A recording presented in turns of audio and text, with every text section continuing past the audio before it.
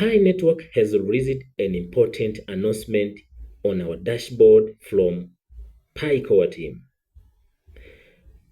Dear pioneers all over the world, please allow me a moment to share with you the 5 main points contained in this announcement.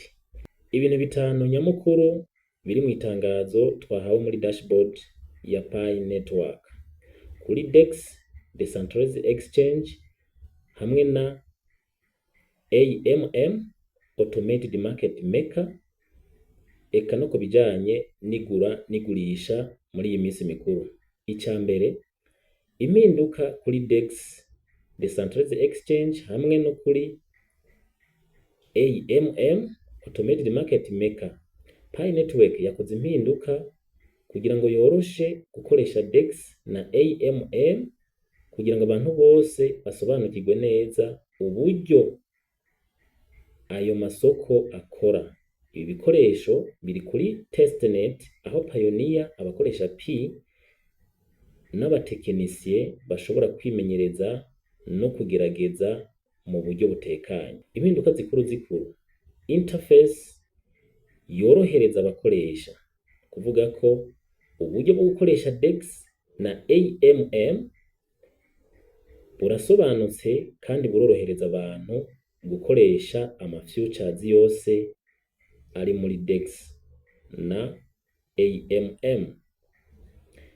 Amapere y'ubutunzi amatanyije na Pi. Ubucuruzi bwose bwubatswe kuri Pi kugira ngo bube bworoshe kandi butekanye. Kwemeza domain nk'ikimenyetso cyo kwizera. Abatanga token bashobora kwerekana ko token zabo ziri ku rubuga rwemewe, bigafasha Pioneer kwizera amakuru ko ari ya nyayo. Token zishirwa ku rutonde hakurikijwe amafaranga ari mu masoko, arivyo bita liquidity. Aho kuba gusa ku gaciro k'isoko, ivyo bita market cap. Ibi bituma urutonde rufadika kandi rugahinduka igihe cyose liquidity nayo ihindutse. Ubwa kabiri, uburyo bushasha bwo gucuruza, Pi-centric liquidity. Amapere yose y'ubucuruzi yubatswe kuri Pi kugira ngo ubucuruzi bugende neza kandi bwitondewe. Ibi bigabanya ihindagurika ry'igiciro, ivyo bita volatility, bigatuma ubucuruzi bugenda neza kandi bigatuma ibiciro bidakunze guhungabanywa n'abashaka kubyitirira, ivyo bita manipulation des grandes institutions financières. Akarorero, iyo token A na B zifise amapere kuri Pi, igiciro ca buri token gishobora kumenyekana hakoreshejwe Pi, bigatuma biba bisobanutse kandi vyoroshe gukurikirana. Ubwa gatatu, kwemeza domaine nk'ikimenyetso cyo kwizera iyi token. Ubu buri token ifitaniye isano n'urubuga rwemewe, verified domain, kugira ngo umuntu asobanukirwe neza uwashizeho token. Bivuze ko ama application ari muri Pi Browser uko ari ama application hafi 300 agomba guhuzwa na Pi domain. Ni ukuvuga, muribuka ko mu minsi iheze habayeho gucreya amadomain kuri bene aya ma application arizo dApps bazotanga ibicuruzwa. Ubu rero bivuga ko mu minsi iri imbere tugiye guhabwa notification zivuye muri aya ma dApps zitwereka urutonde rw'amasoko agiye gukora atanga ibicuruzwa. Mu kuyaraba rero, umuntu azoraba ko bihuye na domaine ziri verifiye, kuvuga ngo zemewe na Pi Core Team. Naho ibi bitavuze ko token yose yizewe, bituma Payoneer babona amakuru afadika yo gufata ingingo yo kwizera token. Aha ku badatahura neza ibyo bashatse kuvuga, bivuze ko aya madapps azotanga ibicuruzwa abwirizwa kuba afise ico bita token. Izi token rero bivuze ko zizohuzwa n'ama application canke dapps azoba ariko aratanga ibicuruzwa, kugira ngo umuntu abashe kwizera ko application ari y'ukuri nimba hari ibintu ashaka kugura kuri iyo application. Ubwa kane, ranking y'ama token ishingiye kuri liquidity. Token zishirwa ku rutonde hakurikijwe amafaranga ari mu masoko, liquidity, aho kuba gusa ku gaciro k'isoko, ibyo bita market cap. Ibi birinda ubwo kunyereza ibiciro hakoreshejwe supply and demand itangwa n'igiciro ciyongereye mu buryo butari bwo. Ubwo buryo butuma haboneka urutonde rwizewe kurushaho kandi rugahindagurika igihe cose liquidity ihindaguritse. Aha kugira ngo dutahurane neza mu bitahure, ni ukuvuga ngo izo dapps zizoba zifise ico bita tokens. Izo application kandi zabaye oblige gucreya ico bita domain. Iyo domaine izohuzwa na yama application yabo, hanyuma hongere hashigwemwo liquidity muri izo application. Aha tuvuze uku, tugiye kubona itangazo mu minsi iza izotwereka ama application agiye gutanga ibicuruzwa ari kuri liste canke ku rukurikirane, bivanye nuko azoba arushanwa kuri liquidity. Aha tuvuze kuri liquidity, nibaza ko tugiye kuzobona inyishu y'agaciro ka Pi. Niba ari kamwe tuzi ka GCV, kuko ama application yose ayari karavugwa na Pi Core Team yubatswe muri Pi browser, nka yose igiciro kiri mugiye kuraba uza gusanga ari GCV. Simvuze ngo ni GCV igiye kuzotangura gukora muri iri gura n'igurisha rigiye kuzoba muri iyi minsi mikuru bavuze, ariko nibwo tuzomenya iyi liquidity ije kwisunga GCV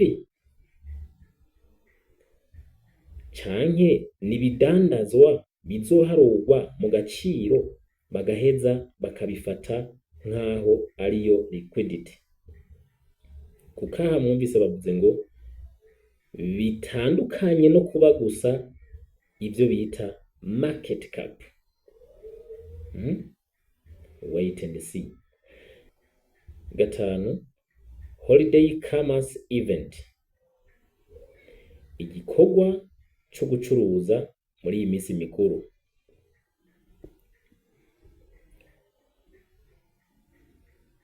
Muri iyi minsi mikuru, Pi Network ihamagarira abantu kugura no kugurisha bakoresheje Pi Network. Aho kantu mwakumvise kavuzwe na benumushinga bo muri Pi Network. Ati Pi Network ihamagarira kugura no kugurisha hakoreshejwe amapi. Aha ngira ngaruke kuri iki cyama application canke amadapps ashika 300, aho yose amaze kugaragara ko yakorewe igenzurwa bakabona ko ari play kuja kuri mainnet. Mu yandi majambo ko yiteguriye gutanga ibicuruzwa. Dusubiye inyuma, mwibuke ko hari abadandaza benshi ibihumbi n'ibihumbi biyandikishije kuco twita map of P. Abo biyandikije kuri map of P bemerewe nabo kuzotanga ibidandazwa, ariko abo tufate ko nabo bazobanza kuronka aho babikura mu masosiyete makuru makuru. Ubwa gatanu nibwo twariko turavuga ko muri iyi minsi mikuru Pi Network ihamagarira abantu kugura no kugurisha hakoreshejwe P.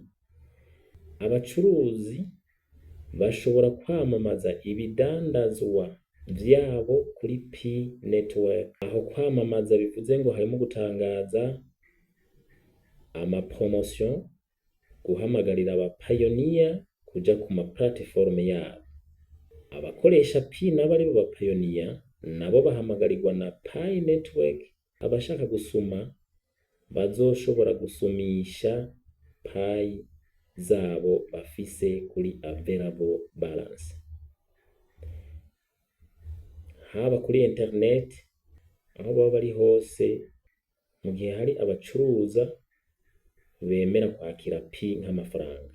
Ibi bigamije guteza imbere ubucuruzi bw'abantu baciriritse no kwerekana ibikorwa vyiza muri ecosystem ya Pi Network. Mu ncamake, Pi Network irakora impinduka zijanye no korohereza abakoresha Pi DEX na Pi MMM, Automated Market Maker, gufasha abantu kwizera amakuru y'amatoken, guteza imbere uburyo bwo gucuruza hakoreshejwe P, kumenyereza abapioneer gukoresha DeFi, Decentralized Finance, mu buryo bw'umutekano usesuye. Impinduka zose ziri muri testnet kugira ngo abantu babone uburyo bwo kwiga no kugerageza imbere y'uko zishigwa kuri mainnet. Abapioneer aho muherereye hose, kuvuga ngo muri ino tangazo ibintu bikuru ni ivyo, aho nibaza ko mu minsi iri imbere atari myinshi, nibaza mbere muri iyo ndwi iri imbere ikurikiriye turimwo, tugiye kubona ibi bavuze bigiye mu ngiro, tukabona ama notification ava mu madApps agiye atandukanye asanzwe ari ku rutonde rw'ama dApps ashobora kuja kuri mainnet. Ibitari kera cyane tugiye kubona iyo notification. Ni ukuvuga ngo aha ikintu no kiburira buri mu pioneer wese no kuba attentif akamenya ibi bivuzwe ngaha abwirizwa kugabako, kuko niba amasoko agiye kugurura hagiye kuza n'aba scammers bagiye batandukanye canke abahake bagiye batandukanye bazoza barondera P zawe. Ni ukuvuga ngo ico usabwa ni ukuzosuzuma buri application zinjiramwo, no gusuzuma mbega igira kangahe, mbega yizewe kugera rungana gute, mbega ihujwe na domaine iri verifiye, ihujwe na domaine iri verifiye na Pnet na Pi Core Team, igira kangahe mu rutonde rwo kwizegwa muri ibi bavuze. Izi token ni nyakuri zabo, niba ari company zo biri kiragurisha ibintu kanaka, no kuzoraba ivyo bintu ugavye. Ariko nibaza ko mu minsi itari myinshi tugiye guhabwa iyindi update yitwereka ayo ma dApps azoba ari ready gutanga ivyo bicuruzwa muri iyi minsi mikuru nko babitangaje muri iri tangazo bashize muri dashboard zacu. So God bless you. Reka turindire iryo tangazo. Mu minsi itari myinshi tugiye kubona irindi tangazo izoza ritwereka ama dApps yamaze kwitegura guhuza izo domaine zabo hamwe n'ama liquidity bafise, kugira ngo umupioneer hari hose ashobore kuvuga ngo ino application irizewe, ndavye liquidity, ndavye domaine yayo iri verifiye. Let's meet on the top.